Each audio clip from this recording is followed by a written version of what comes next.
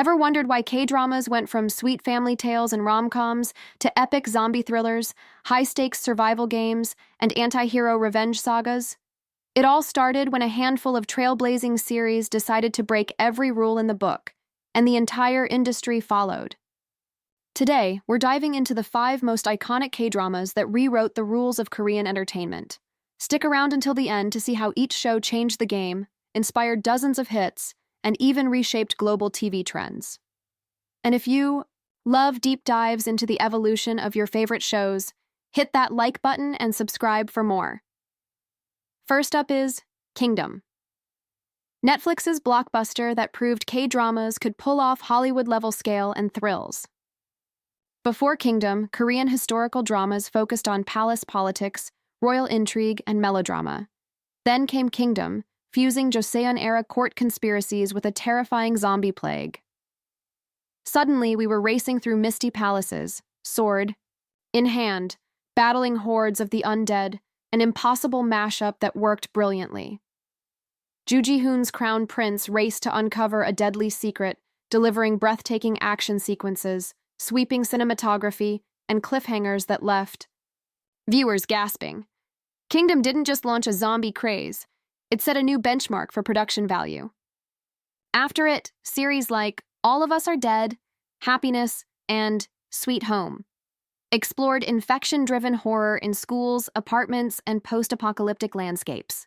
Kingdom proved that Korean storytellers could tackle survival horror on a cinematic scale and win. Next, Squid Game took survival drama mainstream. It wasn't the first series about people forced into deadly games, but its slick production, relatable characters, and sharp critique of inequality made it a global phenomenon. Overnight, Squid Game became the most-watched Netflix show ever, and the survival game genre exploded. We saw Alice in Borderland from Japan, South Korea's The Devil's Plan, and homegrown hits like The 8 Show, all cashing in on that same tension: life or death challenges, ruthless competitors, and social commentary. More importantly, Squid Game convinced streaming platforms to invest heavily in Korean content, leading to ambitious projects like Hellbound, Yongsong Creature, and The Glory. It proved that K-dramas could dominate the global stage with high-concept, high-stakes storytelling, but it wasn't just genre that evolved, so did our heroes. Enter Vincenzo. The anti-hero drama that made us root for a mafia consigliere. Song Joong-ki's Vincenzo Cassano arrived, in Seoul to launder money, but ended up dishing out his own brand of ruthless justice. He lied, he cheated, he broke bones, but he was ours. Vincenzo showed that K-dramas didn't need squeaky clean leads. Audiences loved his cunning, his dark humor, and his willingness to cross moral lines if it meant taking down worse villains. After Vincenzo, we saw more morally gray protagonists: Taxi Driver, Vigilante Driver, Big Mouth, framed lawyer-turned-mastermind, and The Glory's meticulous revenge plan. Korean viewers proved they could handle complex characters who blurred the line between hero and villain, and they loved it. On the lighter side, Coffee Prince Mal redefined rom-coms with a gender-bender twist. In 2007, Gong Yoo played a charming cafe owner who hires a tomboyish young woman, only to fall for her, thinking she's a man. It was playful, heartfelt, and surprisingly profound, exploring identity, attraction, and social expectations. Coffee Prince wasn't just a cute love story. It showed that K-dramas could tackle complex themes under the guise of rom-com fun. It paved the way for series like To the Beautiful You, Love in the Moonlight, and The King's Affection, proving that audiences craved fresh romantic setups that challenged norms, and who could forget Boys Over Flowers, the drama that cemented the chaebol romance as a staple. Before this 2009 hit, rich boy, poor girl tales existed, but never on such an epic scale.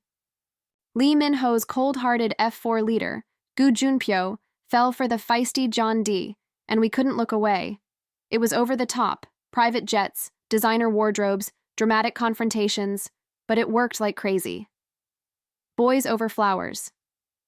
launched 1,000 imitations. The Heirs Dolls brought the trope to high school. Secret Garden added a fantasy body swap twist, and Business Proposal gave us modern office chable chemistry. That blend of wealth, power, and forbidden love became a K-drama staple, and it all started here. But K-dramas aren't just about romance and horror. They also excel at crime thrillers. Signal Sauce, the 2016 smash, proved that you could blend supernatural elements with gritty police work.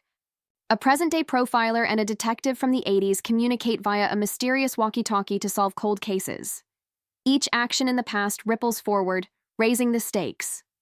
Signal's tight plotting, emotional depth, and time twist. Mechanics inspired Tunnel Dal, My Perfect Stranger, and Beyond Evil. It showed that Korean crime dramas could be inventive, heart-pounding, and deeply human all at once.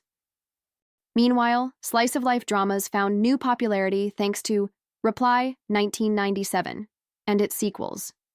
Reply 1997 captured the beauty of ordinary youth, first loves, idol obsession, and family bonds, using a past and present narrative that had us nostalgic for our own teenage years. It wasn't about cheebles or supernatural plots. It was about the simple moments that shape us. Reply's success led to Reply 1988 and Reply 1994, each celebrating a different era, but all reminding us that heartfelt, relatable storytelling can be just as compelling as any high-stakes drama. On the comedic front, Welcome to Waikiki revived sitcom-style K-dramas. 3 hapless friends run a failing guest house, and hilarity ensues. Absurd jobs, romantic misadventures, and non-stop gags. It was a breath of fresh air, proving that Korean TV could deliver laugh-out-loud comedy without sacrificing plot or character growth. Its success inspired office comedies like Gas Electronics and action comedy hybrids like Soul Busters, showing that K-dramas can be uproarious, heartfelt, and thoroughly bingeable. Production styles evolved too. For years, the live shoot system, writing scripts as episodes air, dominated.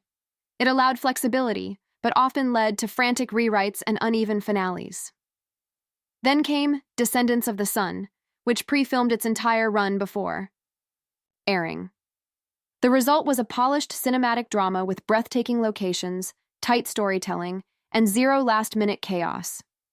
Its massive success convinced many producers to adopt pre-production, leading to the high-quality, big-budget feel of shows like Goblin, Mr. Sunshine, and Our Queen of Tears. Finally, let's talk about how K-dramas began tackling social issues with bold honesty.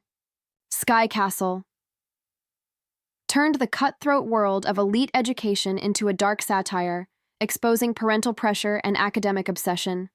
Miseng brought office politics and burnout into the spotlight, resonating with every salaryman and woman. And Wonder, Itaewon Class championed diversity and entrepreneurship, celebrating underdogs who dared to challenge societal norms. These shows proved that K-dramas could be more than escapist fun. They could spark conversation, challenge conventions, and reflect real-world struggles.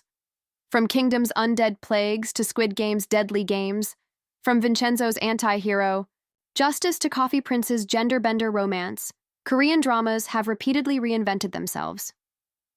They've pushed boundaries in genre, character, production, and social commentary, inspiring countless hits and capturing global attention.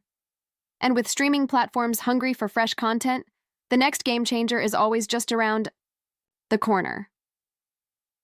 Which groundbreaking K-drama changed the way you watch Korean TV? Drop your thoughts in the comments below, and don't forget to like and subscribe for more deep dives into your favorite shows. Thanks for watching, and stay tuned, because K-drama's next revolution is already in the works.